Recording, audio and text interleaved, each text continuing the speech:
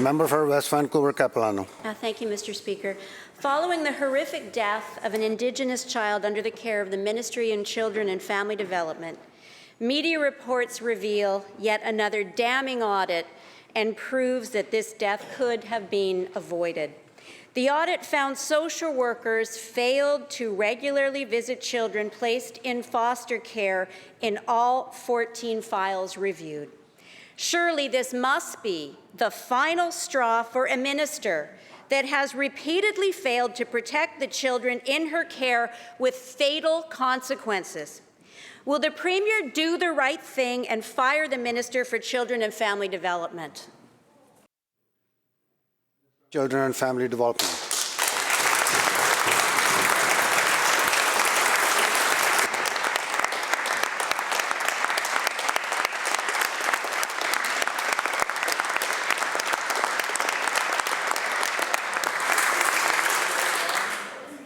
Thank you very much, Honourable Speaker. And this is a heartbreaking tragedy, and no parent or community should ever go through this.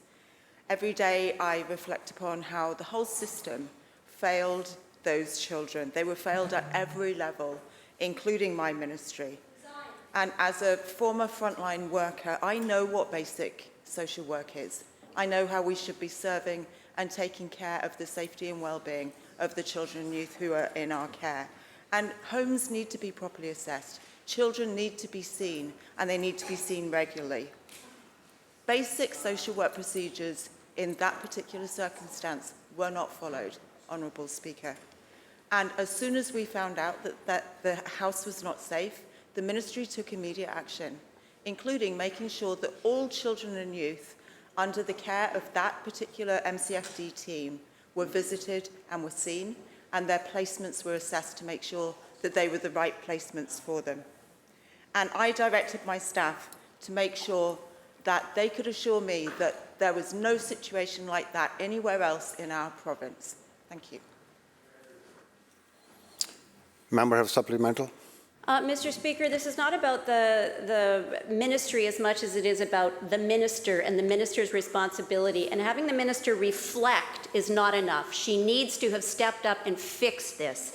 18 months ago, the official opposition raised the alarm about these damning audits revealing a complete neglect of youth for extended periods, a clear violation of policy. Despite assurances from the minister, the situation has only gotten worse. Appalling statistics expose the minister's ineffectiveness. From a 33% compliance rate at her appointment in 2020, it's now plummeted to a shocking 11% compliance. So given these tragic failures, when will the Premier do the right thing and fire this minister? Minister. Thank you, Honourable Speaker, and thank you to the member for the question. I share the concern. I know there's a lot of anger and a lot of pain, and I absolutely understand that.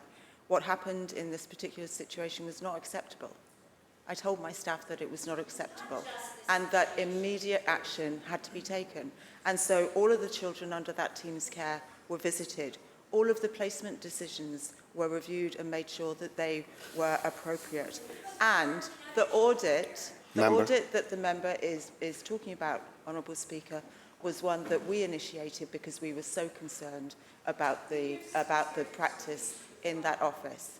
We have good policies and procedures in place, and they need to be followed. And I've directed my staff to make sure that on any given day we know that all policies and procedures are being followed across the whole of the province. I'm absolutely determined, Honourable Speaker, to make sure that we make all of these improvements and they make a difference in the day-to-day lives of all of the children and youth that we're caring for.